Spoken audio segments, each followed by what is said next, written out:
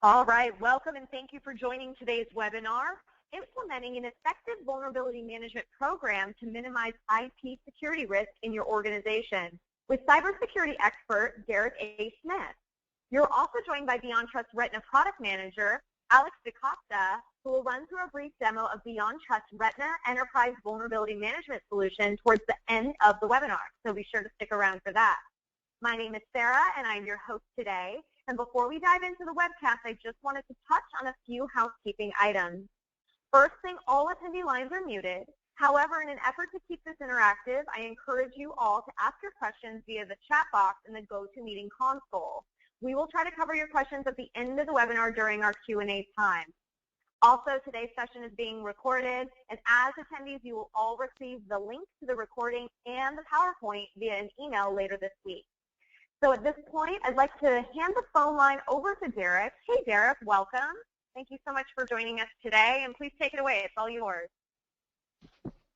Thank you. I'm very glad to be here once again. I want to welcome everyone. Good to be here with you once again talking about vulnerability management.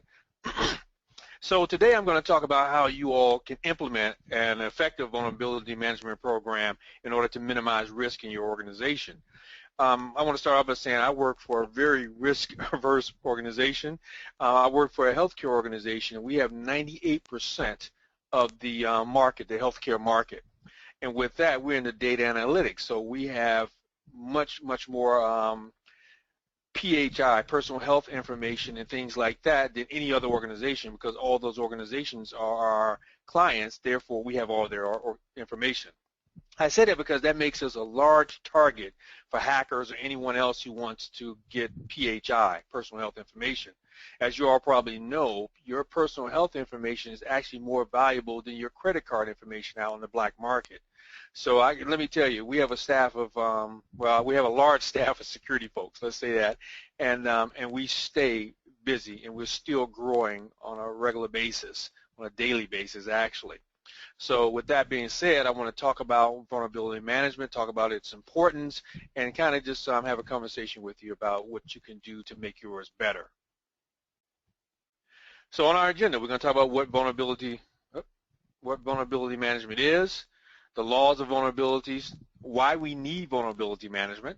The vulnerability management lifecycle will be touched on briefly. 4 steps that you can use to reduce vulnerabilities, risk and vulnerability management best practice. I'm going to give you several of those. And then we're going to talk a little bit about using automated tools for your vulnerability management process, which is very important. So first of all, let's start with what is vulnerability management. And most of you all on this call probably know what it is already. But there's 2 things I want to touch on. First of all is protection from your internal vulnerabilities. Things such as machines that don't have the latest hot fixes or service packs added to them.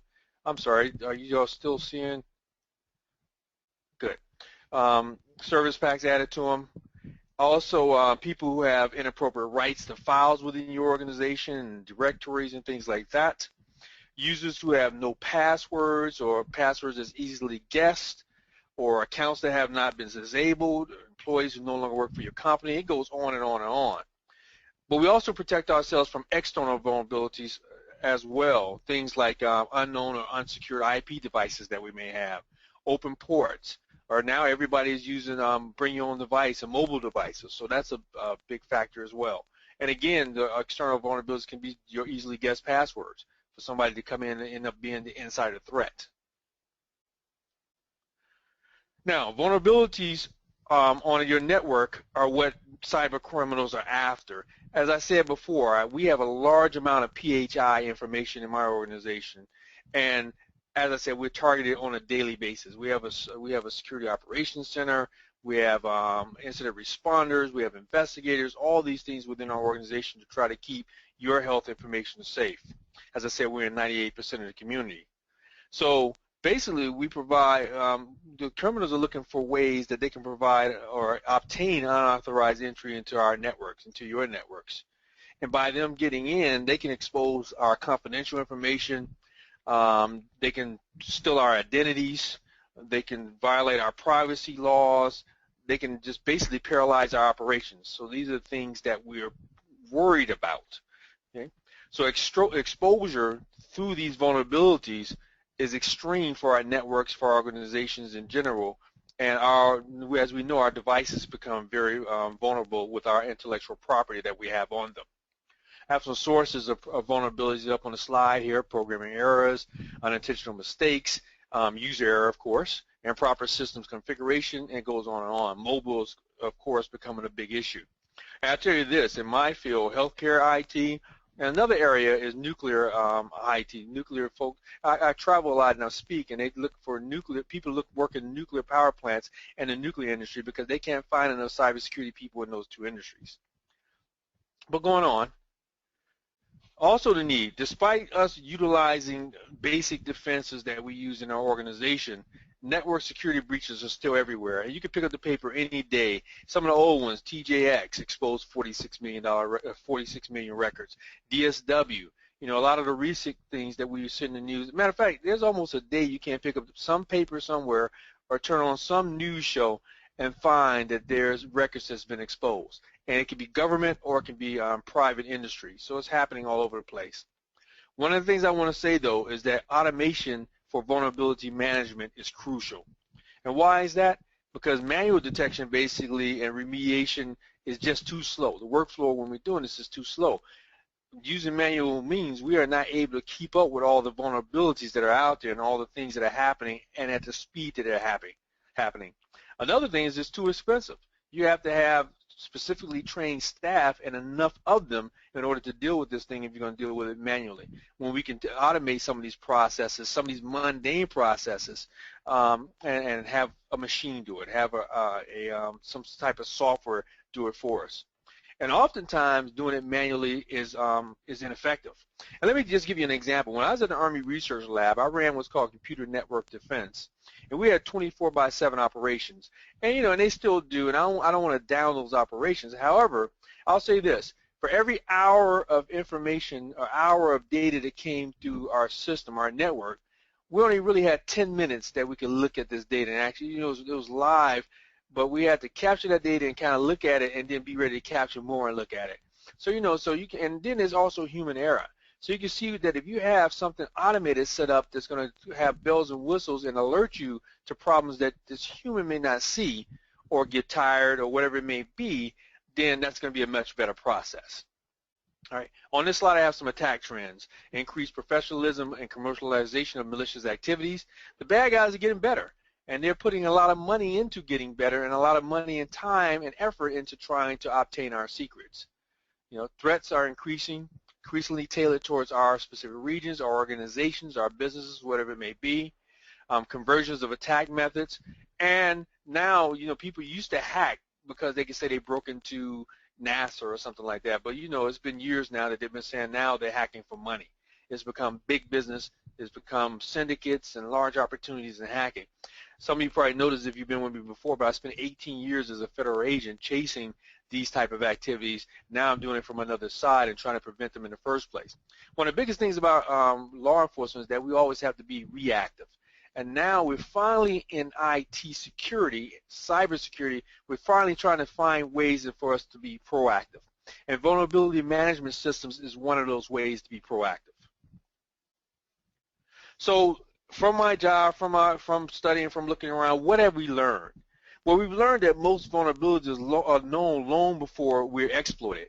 We know certain things out there, Heartbleed or whatever you want to come up with. We know these things. Of course, we don't know when it's a 0 day, but we know eventually what's out there and what a threat is, what type of threats may come to our organization. So it's not new. We've also learned that successful exploitation of vulnerabilities can cause substantial damage and financial loss to our systems, our organization.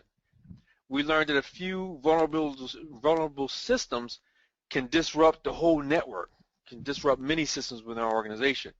And we also know that system misconfiguration can make systems vulnerable over time. Matter of fact, it can make them vulnerable immediately. Okay? Some of the challenges we face: not enough time, not enough people, not enough budget. And I'll say this: right where I work now, we have a very nice budget, and we have more money than I think our department's getting more money than any other department right now. However, we still have some shortcomings. We still have more money to spend. And another thing is that we're trying to become more of just a cost center. We want to see it be a profit center. We have some ideas for that. But there's never enough time. There's never enough people. I can never find enough bodies. In this local area where I am, in Washington, D.C. area, we don't really have many new bodies coming into the market. We're shifting pieces around like a chessboard. Someone leaves one organization, we pick them up at ours, and it goes on and on that way. So why should we implement this vulnerability management strategy in the first place? Well, first of all, we know there's multiple threats across our complex IT infrastructure, and all of us have them. We all have the complex IT infrastructure no matter where it is that you work. We also have multiple IT managers who are accountable for specific pieces of information or specific pieces of their infrastructure, but not all of it. So these people have to work synergistically to make sure that they keep their systems safe. We have native tools that don't provide enterprise-level consolidated assessment and auditing. So we have to figure out how to work around this using our vulnerability management strategy or systems. A breach in any one area, any one of our areas within our organization, can affect our entire infrastructure of that organization. So now we have a problem there. The smallest thing that we might think may not be a problem, like not updating a patch in time, could be a big problem. Or updating a patch in time and not knowing how it's going to affect our system. Organizations have to comply with some type of mandated standards, practices across their enterprise. I'm in healthcare, so I have high tech, high test, HIPAA, a lot of things that we have to be cognizant of when we're doing our daily business activities. And then we have time and efficiency gained through using a vulnerability management strategy versus, as I said before, something like a manual process. Now let's take a look at the process. It has 6 phases. First, we have discovery. I'm going to go deeper into each one of these as we go. We have discovery. We have our assessment prioritization, I misspelled it, and allocation. We have our assessment scanning, reporting and technical and executive type activities we have to do. I'll talk about that. We have our remediation, and we have our verification, which consists of scanning. Let's look at each one of these. First thing we have to do is we have to map our system and know what it is we're protecting. When I was out in the field doing assessments, evaluations of other people's organizations, oftentimes we would do mapping and find things that people didn't even know existed on there. It could be a fax somewhere, a fax machine somewhere. It could be a laptop sitting somewhere in the office. When I was at DOD, they had things in the field that they never knew they had, or things come in and out of their network because it was kind of not static but dynamic network. Also, it enables the detection of rogue devices, as I was just saying. You actually map and know what's on your network, what kind of activity is there. So we might detect these things by first mapping and knowing what we're dealing with. Next, we have to prioritize our assets. Once we figure out what we have to do asset prioritization, which means some assets are more critical to our business than others. So we have to figure out what those things are and prioritize them. Criticality of those assets depends on our business. It has an impact on our business. Also, we have to do asset allocation. Each asset needs to have an owner. Somebody has to know what's on the system, and somebody has to have onus of it, take onus of it. So those are the 2 pieces for asset prioritization. We have to do an assessment, and two things we have to be cognizant of here.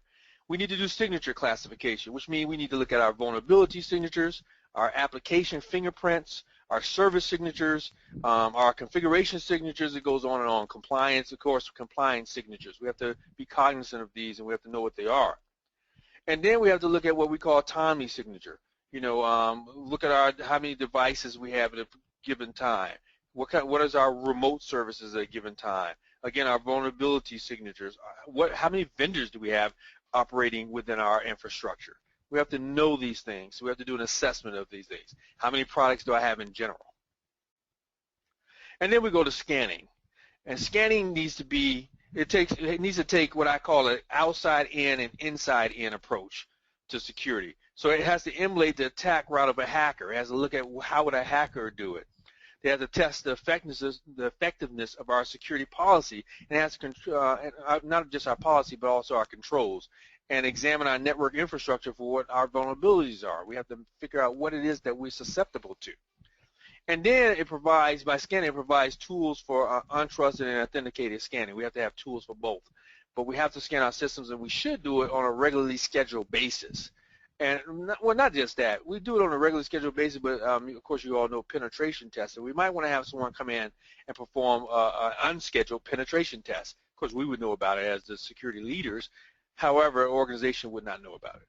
And it's important to do that, I would say, at least once a year. Then we have to report out what we found. Okay? Reporting allows for generation, storage, and distribution of reports for large enterprise networks. At least our vulnerability management system should do that. We should be able to generate reports for various compliance initiatives that we may have, you know, SOX, PCI, our HIPAA compliance things that come through. We need to look at our security trends over a period of time, our business risks. All these things need to be looked at. Auditing, for instance, we produce reports for auditing. We need to report by business units or by our asset groups, and we need, again, to look at our security trends over time to see what's happening within our infrastructure. And then once we find out what's happening, once we find what we need to find out about what we own, then we need to do remediation. And we should have some type of system in our vulnerability management system that would generate tickets automatically when we complete those scans that I was just talking about. So tickets should be generated, either generated automatically upon scan completion based on the policies that we have in place, or based on demand from our user groups that we may have. The auditors may need something that we need to send out to them. Okay? Then we want to verify. Once we fix things, once we remediate, once we handle our POAMs, some people used to call them, we have to go ahead and back and rescan and verify that all the applied patches, all the things that we have done conform to compliance. I got confirmed, but conform to compliance, but also that we have everything that we need, not just compliance. Because so often, especially in the government systems and, you know, even in healthcare and some other places, we are driven by compliance, by government regulations. But that's not enough. We need to also make sure that we're doing due diligence in everything we need to do to protect ourselves, our customer, our clients, whomever they may be. And then we need to verify the tickets that we've done, that we did in the remediation phase, are done, and make sure that they're closed. There's been many times in the field where I would go back and I would check tickets, and I find so many open tickets that may have been actually taken care of, but they didn't come back and close the ticket. So it's just a basic thing we need to do. So what are the benefits of having a good vulnerability management program? Well, one of the things is this. It gives you control. It gives you control and visibility of your network so that you can manage your network security effectively, and then you can document the compliance. Let's say you go for ISO 27001 or wherever it may be. You know, you have to continually document your compliance. You have to show your compliance on a regular basis. If you're dealing with the government, you know, they're going to come in every 2, 3, whatever the schedule is, 3 years, 1 year, and you have to show that you're compliant, you're in compliance, and with continuous monitoring, maybe even more so. But not only that, what did I say when we first began? Vulnerability management is a proactive approach to security. And we have to start focusing more on being proactive if we want to have effective security within our organizations. So I want to look at the laws of vulnerabilities. I have 4 of them here. The laws of vulnerabilities. Basically, what are they? Qualys, which is one of the leading companies out there, did I guess a study on this. They published some research on years of analysis of vulnerability and exploit data that they have, and they came up with what's called the laws of vulnerabilities. And what these do is that they define vulnerabilities in the context of half-life, prevalence, persistence, and exploitation. And I'm going to briefly talk about each one of these as we go on. Now, I'm going to talk about some of the dynamics required to have a good network, and there's 4 of them, but let's hold off and get to that. Let's look at these first. So we talk about the law of half-life. Basically, we're looking at the half-life of critical vulnerabilities that we have, as it says, within 30 days, and doubles with lowering vulnerability. It's just a finding that we have. But the half-life is the critical vulnerabilities happen within 30 days and doubles with lowering degrees of severity within your systems.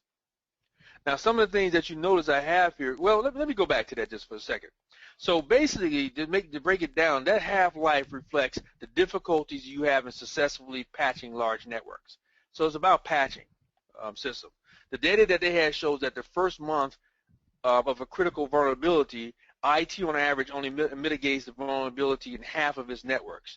And then the second month, they find half of the remaining vulnerability systems protected, and so on as they go on. But what they found is this, lessons learned, is that you can't patch them all at once. You can't patch everything at one time. There's always going to be systems not connected to your network. Like people take their laptops home, you got to wait for them to connect. New assets added to your network and things like that. So these systems are going to be more vulnerable to exploit code or whatever until it's patched. You have to mitigate more than the remaining half of the vulnerabilities over the next month. Half of the network resources are protected in the first 30 days of the critical vulnerability, so the patch and distribution procedures are known to work. Then more than 50% of the remaining resources should be treated in the subsequent months. You have to work on those. You have to get those done. And then another one as far as half-life is that you have to improve the reduction of risk in the enterprise by shrinking the half-life to less than 30 days. So security teams should work strive to make improvements that reduce the current half-life of vulnerabilities. So in other words, since the current half-life is 30 days, your security team should work to reduce vulnerability half-lives in their particular organization.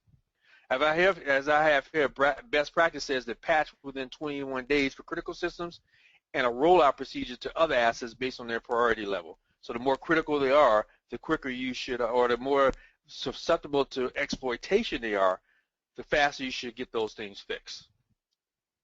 All right. The next one is the law of prevalence. So we talked about 50% of the most prevalent and critical vulnerabilities are replaced by new vulnerabilities on an annual basis. So what does that mean? We need to do certain things. First, we need to, first, as I said, new critical vulnerabilities occur throughout the year. So if you leave these undetected and unpatched, new vulnerabilities can undo all the security, the hard work that you've done through your security team over that year. So you have to stay vigilant, and you have diligent and vigilant, I'm saying it both together, and adjust your assessment cycles according to the value of the network resources that you have that you need to protect. Next half of the vulnerabilities still exists in the network a year later. So basically be sure that your process, your strategy, your management processes completely remove all the vulnerabilities from your system. This includes things like updating configurations for your new devices, checking out, making sure that you understand vulnerability risks. Well, basically taking your vulnerability risk down to zero. It's what I'm trying to say. And the third thing is vulnerability management is a never-ending process, and we all know that. Security never ends. Our job never ends. There's a zero unemployment rate, and there's a reason for that. So implement management metrics that you need to refine the best practices for your vulnerability management system. It's very difficult to manage what you cannot measure.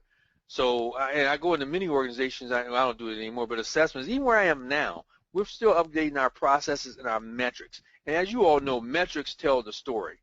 Okay? So we have to make sure we have good metrics. Now, best practices says continually test assets for weaknesses. Okay? Test your critical assets a minimum of every 5 to 10 days if you can. So this is, I'm going to get to this later on, but this is one of the dynamic best practices that I'm going to talk about later that helps you decrease the number of vulnerabilities in your organization. Next, we have the law of persistence. And with the law of persistence, basically a few vulnerabilities are never going to totally disappear from your network security profile. So you can scan and all that kind of stuff. There's still going to be some lingering things perhaps that you're not going to find. So scanning after patching still captures your vulnerabilities recurring in the network, and these vulnerabilities can reappear for a variety of reasons. For example, they may be born in application code that's out there, reintroduced via some new system installations that you put out, or come from computing devices like your BYOD devices again that you added to your network. So what do you need to do? You need to scan configurations of new equipment to be sure they do not reintroduce old vulnerabilities to your network. So be sure your processes for deploying new equipment require scans for vulnerabilities first. After all the software has been installed, everything has been configured, you still want to scan for any problems you might have. Be alert for vulnerabilities that may be lurking in your application code. We know that a lot of things that happen within our organization, within our systems, come from application code errors. You know, it's relatively easy to find SQL servers during the SQL Slammer attack, for instance, that was out.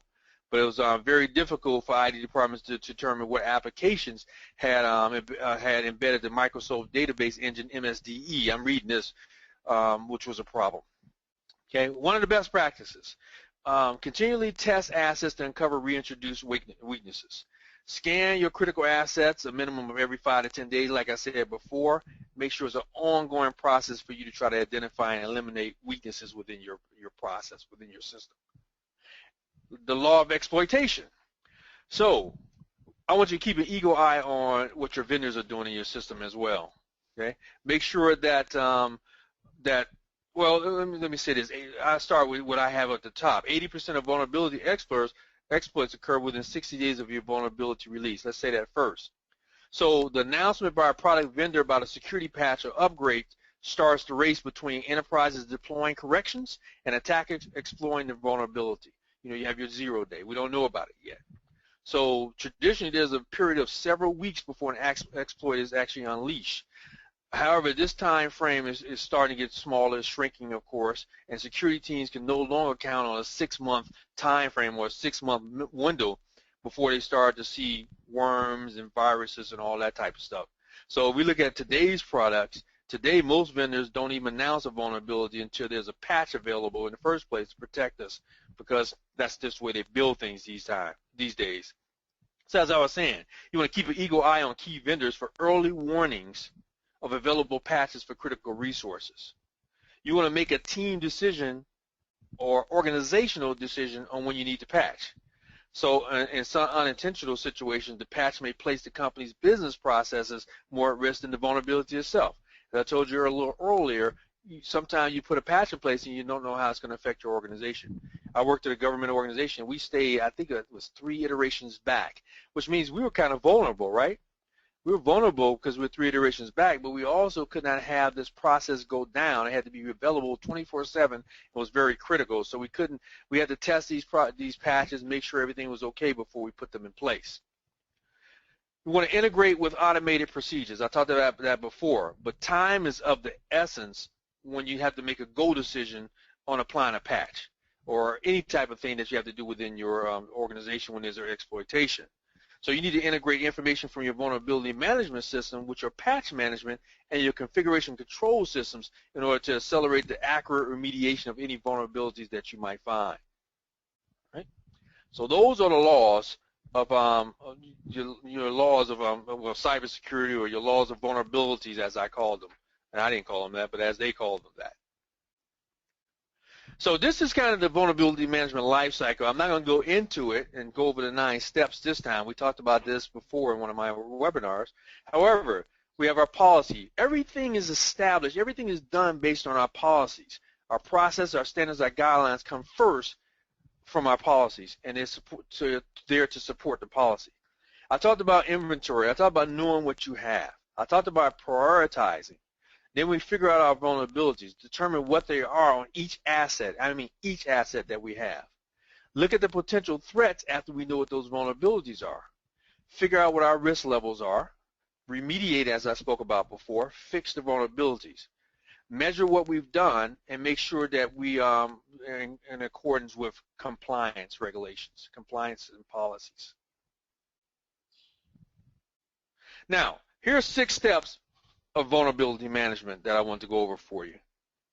So I'm going to go each one of these individually with just as up front we have discover and inventory assets. I talked about that. Categorize and prioritize them. Scan for vulnerabilities, as we spoke about. Report, classify, and rank them. Remediate, and then verify. I talked about these, but I want to add just a little bit more to each one of these as we go on.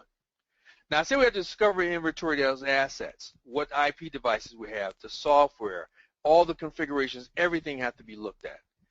Categorize it, as I spoke about before, and inventory it. Know what you have. Right? Not only know what you have, but it says what is the business value of those assets. And something that we talked about at work today, if we have an asset and it has no purpose or we really don't need it, maybe we don't need to keep that asset.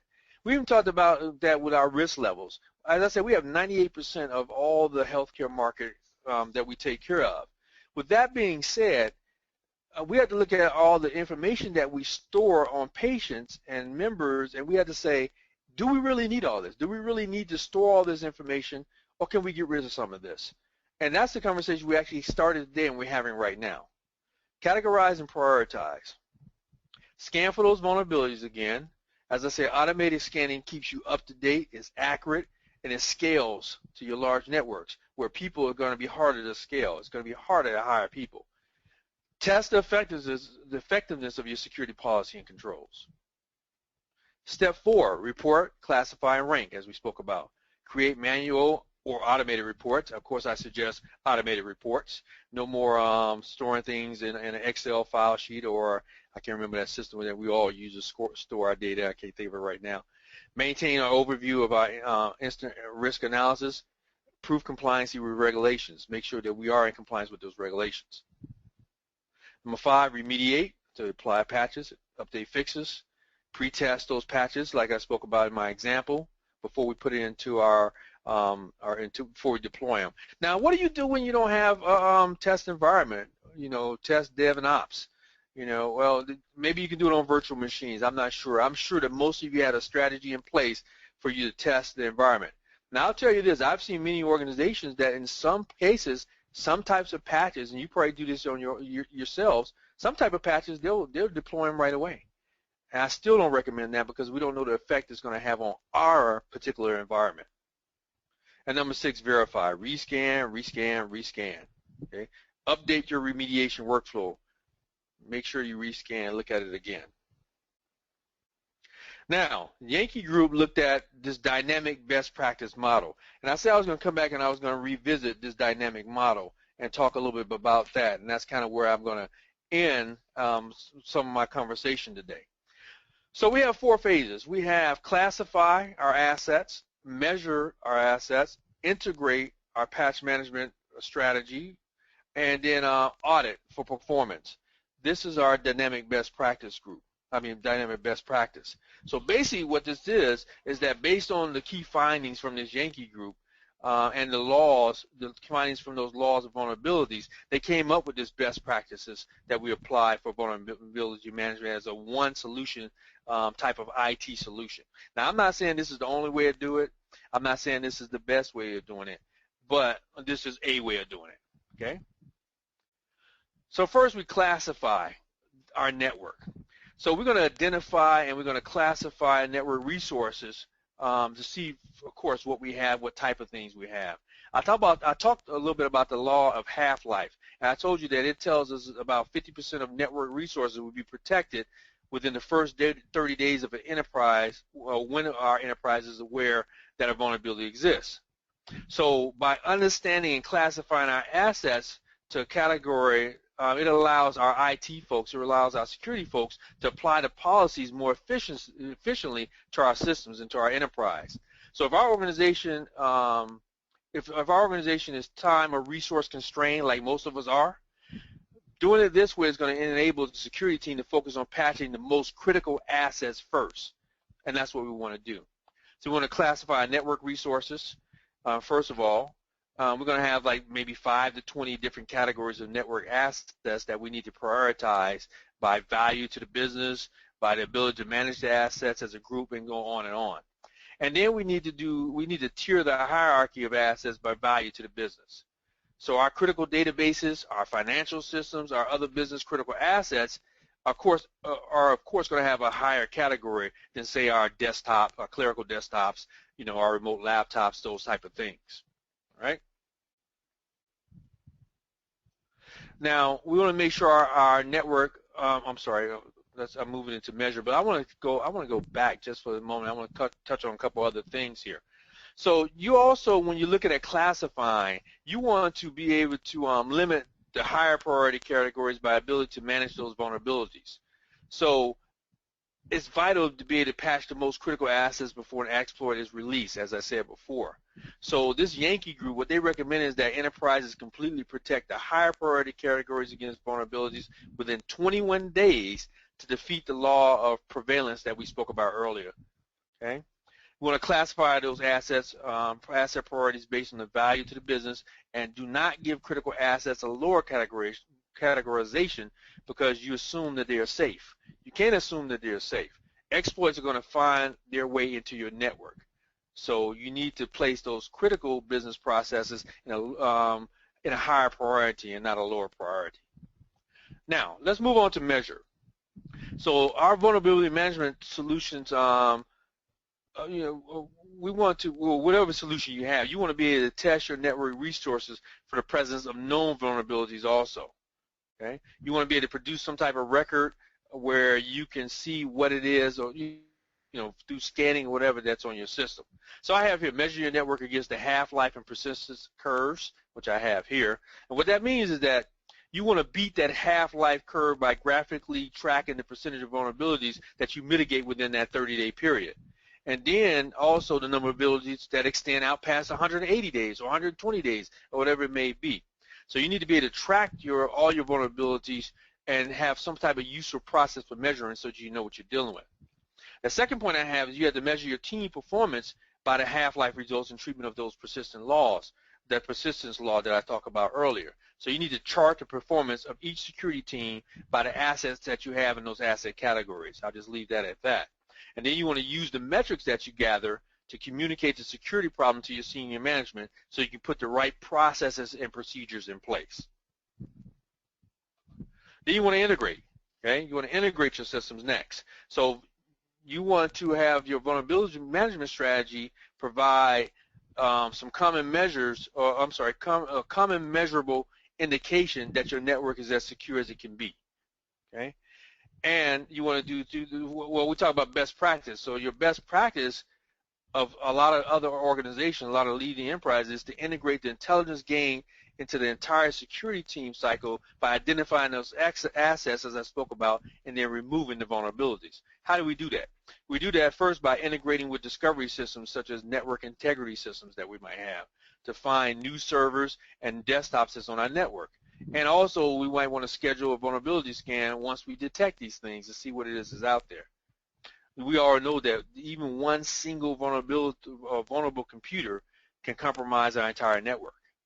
Another thing we want to do is integrate with patch management systems to confirm completion of the task. Most of us don't trust patches enough to actually automate distribution of patches without going back and looking at them, making sure that this thing has been done correctly. So we want to scan for that as well.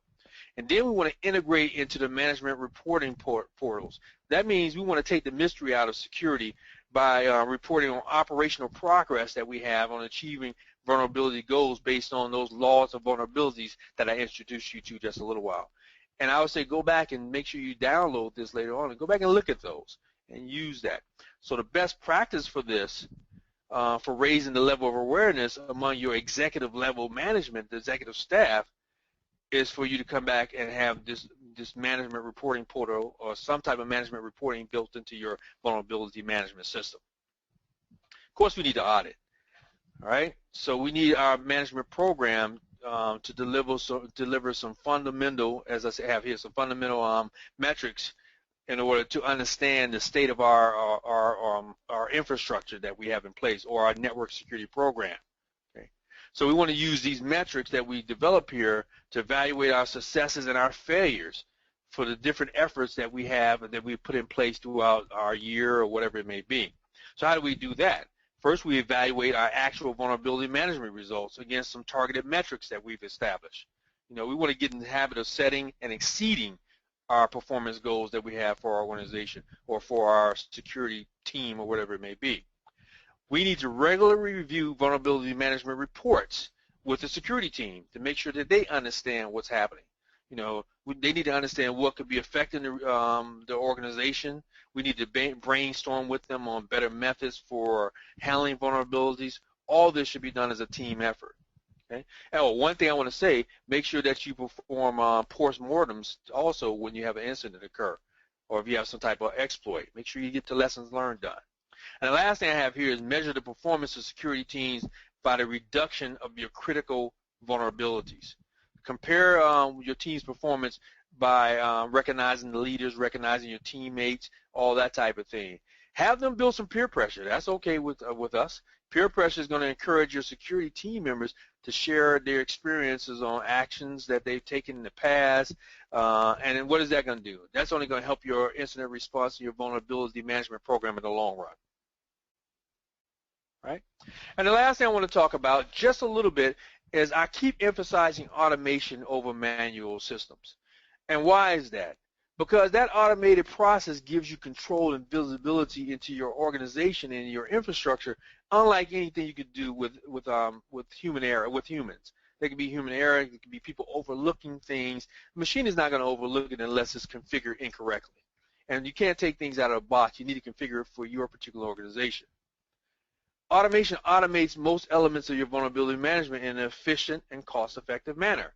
Instead of me having 5 security analysts doing 24/7 watching of traffic coming through, I can have 1 machine to do that and not pay 5 yearly salaries.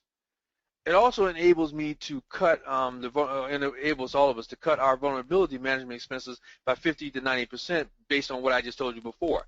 I don't need 5 guys. I need 1 guy to configure and monitor the tool. Now, this isn't, I'm not going to say that you can't. I am going to say that you cannot throw technology at all your problems, but automation and technology, of course, can indeed help the situation that we may have. Now, with that being said, what I'm going to do is I'm going to turn it over to Alex, and he's going to talk a little bit more about his aspect on vulnerability management. Thank you, Derek. Let me get my screen here showing for you guys. All right, guys, my name is Alex Dacosta. I'm the product manager here for Retina for a vulnerability management solution at Beyond Trust. I just honestly want to spend just a couple of minutes going over our Retina solution, more specifically from the output perspective. What can this solution offer you as an output after you've run scans? And kind of talking on a lot of the topics that Derek was covering, especially right now with the automation portion. Absolutely, you should have a solution that works for you, one that goes out and automatically discovers everything that's in your environment, one that automatically scans for vulnerabilities and generates the reports that your team need and automatically deliver those reports to those teams via emails, via notifications, automatically save them on a share, so that you're really just coming into the solution to go deeper into that data and not babysitting it, not wasting time sitting there waiting for a scan to complete, etc., but having that all automatically happen behind the scenes. So going back to kind of the output, scanning, honestly, everybody can scan in this space. It's not kind of a sexy topic, if you will. It's more of the output. Getting away from the, here are 500 pages worth of data we found in your environment, and good luck with that, right? That doesn't help anybody. That actually sort of makes people put that aside and not really do anything. So I want to share a couple of examples on how within just 1 or 2 pages we can tell you, if you just do this, it will have the biggest impact in your environment today. And then secondly, over time, what has been happening? Sort of accountability. Are we actually fixing things? Are certain teams better than others, if you will, and sort of have them kind of compete against each other to make sure that everything is getting remediated within the right amount of time? So here's my first report. It's an executive summary, just a little high level. Will show me eventually over the last 12 months at the top how many systems I'm finding every month, or systems within a high or medium risk, or the number of exclusions my team might be making month after month, as well as the top 10. Right now, what are the top 10 or high or medium risk vulnerabilities? Being able to dive into any value and actually see what systems are affected by those vulnerabilities today. How many days on the very right-hand side, how many days has that vulnerability been present on each of these systems? Go into the vulnerability name, see descriptions, fix information, references, all right here within 1 or 2 clicks from a dashboard. Now, granted, I would never run a top 10 executive report to know how I fix something. I would run a more technical report to get right to this immediately. But the takeaway is that any of the reports we have, which are about 300 or so out of the box, have this ability of drillability. Now, let's look more of a way to dynamically look at my information. So we have this concept of smart groups.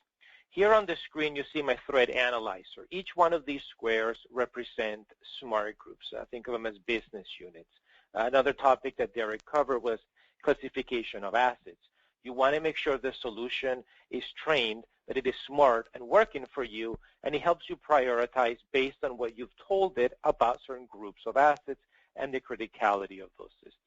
So here within the threat analyzer, I have these groups. The bigger they are on the screen, the more at risk that environment is compared to the other ones, also based on profiles.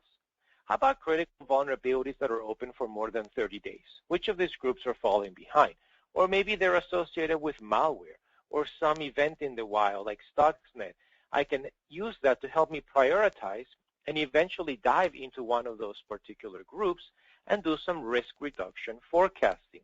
How would that environment improve after I fix the top X number of vulnerabilities? So let's start with the top 20. If I fix that in this particular environment, I will have a risk improvement of 23%. 23% of the vulnerabilities would be remediated, and there are 47 assets that would be affected. At the bottom of the screen, I will have a list of those 20 vulnerabilities. Now, I can play with that 20. What if I do the top 100? And this is one vulnerable lab that I run here. So we can see that even the top 100 vulnerabilities gets me to a 48% risk improvement. 57% of the vulnerabilities are gone. And you see there at the bottom the list of what gets me there. Under the mitigation column, I do want to point out that we can always customize the reports so that they make sense for the audience. In particularly the mitigation factor. Who's the audience? Are they patching? Are they going to do patching? Thus, I'm going to filter this by security update. Maybe they're looking at 0 days. That's the focus this particular week. Let's filter by those. Or maybe there are others, configuration changes, etc. The point is, it's not just one report for everybody. That equals a lot of noise. We can always filter so that it makes sense for the audience. Now let's look at trending reports here. Let's look at an SLA. With the SLA report, I can specify a particular time period, and I'll focus on everything I have in my lab from February all the way till this month. I can narrow my scope again to that concept of smart groups. These are logical groups of assets you guys will build to mimic your environment. You will have different SLAs for different environments. SLAs is basically how long do we have to remediate a vulnerability based on its risk. So for my case, if it's a high-risk vulnerability, we've got 2 days, medium 7 days, and lows we've given 14 days. And that is something that I have for my demo lab, for example. So I will go ahead and generate an SLA report, which again, for my lab, is just me. I don't do much fixing here. We can see that I barely do any fixing. I don't meet any of my own SLAs, right? Back in February, I didn't meet any of the highs, 4% for medium, 12% of the low vulnerabilities were actually fixed within that SLA. So here's a way to have accountability. There are actual accounts of mine that I have that print these out and sort of post them on a board so different team members can kind of see who's doing better than the other ones, kind of gets everybody going. But with that, I also want to show you our delta by month. The delta by month really shows us, again, over time, what is happening. So for this particular case, I'll just use all the time I have in my lab, which again just goes back to February. All of the data that you see me generate here, all of this data resides in-house. None of your vulnerability data lives your premise. It's all in-house. It all lives behind in a SQL database. This is all being driven by SQL reporting services, analysis services, which in turn allows you to eventually do year-to-year comparison of your data. From our trending perspective, we can see everything graphically as well as numerically. So we can see here how many vulnerabilities have come in, were fixed, or we're still there at the end of each month. And you can see my existing keeps growing as I do mostly collecting vulnerabilities every month. I don't do much fixing. And here, next page, same data set with a couple of other data points, such as average age and fix time by the end of each month. We can also see exactly how many vulnerabilities are we starting with, how many did we fix, how many came in new, and ultimately, what did we end with. Now, lots of variables at the top here for parameters, whether or not you want to specify a particular smart group you want to trend on, particular severity you're interested in trending on, etc. Again, really customize it so it has the data that you are interested in, and you can check yourself, check the teams, make sure that we are actually remediating what we need to remediate, and go into any particular item. I can go into July and the 85 vulnerabilities that were fixed, get down to the details of what machine, what vulnerability was fixed in the month of July, down to even how many days it took to fix it. That's the very last column from the very first day we found it. Now, the last thing I want to show you guys is going to be our clarity reporting. And lots and lots of options here, just really touching on a few of our reports to give you a sense of what we can do. But our clarity report is some of the latest reporting or analytics that we've added to the solution. And this is cluster mapping behind the scenes. So to give you an example, let's just scan your environment and we discover all of your systems and we start to audit them. Part of that scanning, it does a lot of enumeration. We find out what operating systems you have, what apps are installed, what ports, services, shares are running in each of these machines. As the data comes back into Beyond Insight, we start to see patterns among these machines, and we start to put the systems into the same cluster. This all happens behind the scenes. You don't have to worry about this portion. Now, this is to help you find anomalies over time. Let's say that I circumvent our security and I start installing any given application I want. I go to any site and I just start downloading things, and eventually my system maybe gets compromised, gets malware, which equals new ports getting open, new services running, obviously new apps running, changes to the system, etc. Subsequent scans by Retina will find these changes. Beyond Insights, analytic and reporting, specifically Clarity, will move my machine from the cluster it was in to a different cluster because I am no longer the same as my peers. So we have the concept of cluster movement as one of our reports to point out systems that keep moving around, they keep having changes to them, a clear indicator that they're probably compromised or the user is doing things that fall outside of the norm compared to your population of users. Now, you'll notice on the right-hand side of this chart, there's some data points there that don't really have to do with vulnerability management, right, except for the first one, scan data there, scan events. Beyond Insight and Beyond Trust as a company has other solutions under its sort of umbrella. We have list privilege type of solutions for Windows, for Macs, for Unix, Linux. We have a password safe solution. We also have a connector into Palo Alto. The point is that the more solutions you either have from us or the connectors you might be making to things like Palo Alto enhance what we can provide about a system.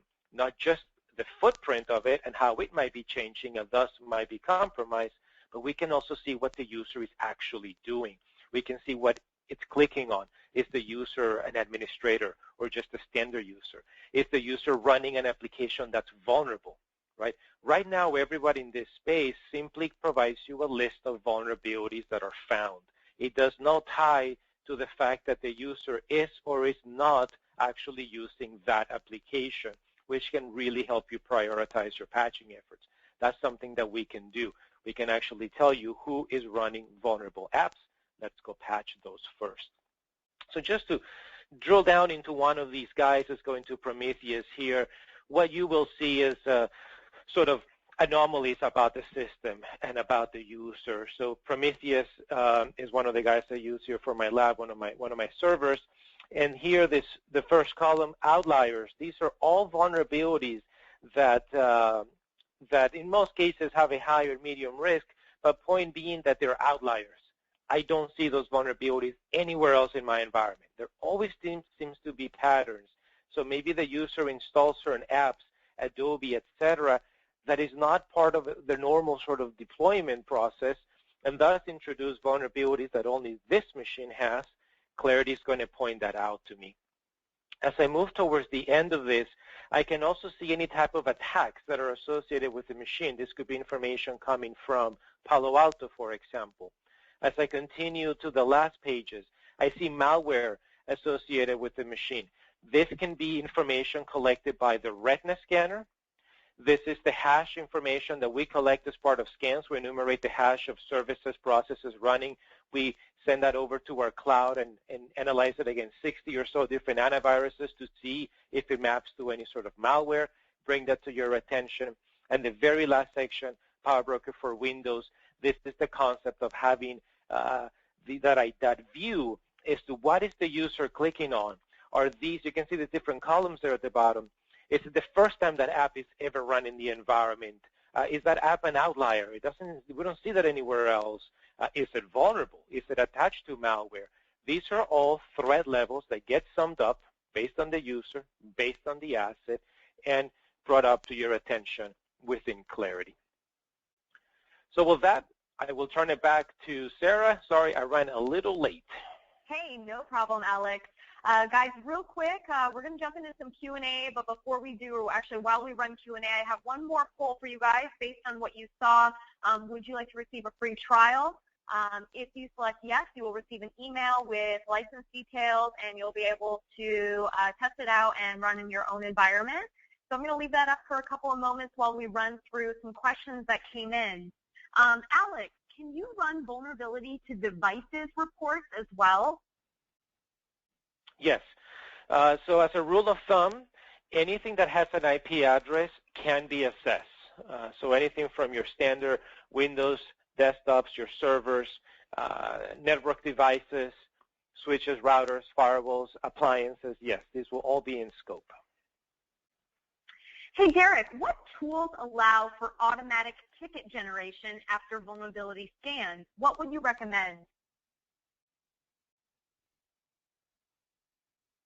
I'm sorry, I was on mute. So, I mean, everyone is familiar with the Remedy tool, so you can kind of configure that to work with your vulnerability management system. I guess that's one that everybody's familiar with and using.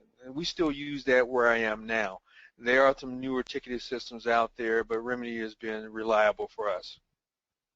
And to add to that, our Beyond Trust solution, or Beyond Insight solution here, Beyond Trust, will integrate with Remedy, as it is quite popular, as well as ServiceNow, so that all of the scan data, any critical findings, et cetera, can automatically open a ticket within these solutions, as well as others, but sort of ServiceNow and Remedy seem to be the most popular. Yes. Hey, Derek, is the integration of a patch management system more important than the integration of a ticketing system?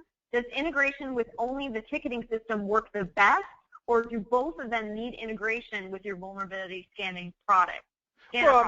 Well, both of them do need integration. However, of course, if we don't have a ticketing system, we have to have a system in order to deal with our remediation process and things like that. But what's most important is that we have a way to manage vulnerabilities, and that's going to be the most important. The ticketing system is going to serve your vulnerability management system. Yes, we do need it, but if I had to choose one, of course I'm going to choose to have a great vulnerability management system in place. One last question, and then I want to be cognizant of everybody's time here since we're hitting the top of the hour. Do you think threat intelligence exchange would help substantiate vulnerability management and remediation of risk? Absolutely, especially in my field, the healthcare field or financial industry or whomever it may be. But I think that as we share our experiences, we share what's happening, we share our intelligence, just like we did in law enforcement when I was an agent, we've become more proactive, we've become better at what we're doing based on our shared experiences. So absolutely, this is something that we need to start doing, not only between private sector or government sector, but between the both. Government sector needs to share with private and vice versa. And even with other countries, we need to start sharing because they're experiencing things that we may not have experienced here yet and vice versa. So that's very important. Fantastic. Well, Derek, it's always a pleasure having you here during our webinars. Thank you so much. Very insightful today. And to everybody who joined, thank you for spending the last 60 minutes or so with us. We really do appreciate your time and your commitment to coming to these webinars. As a reminder, you will be receiving a link to the recording and the PowerPoint presentation shown today. It will come to you via an email. It will come from communications@beyondtrust.com, so be sure to whitelist us so you receive that without interruption. and we look forward to seeing you guys at the next one. So again, take care, have a great day, and talk to you soon. Bye-bye. Thanks, guys. Bye, everyone.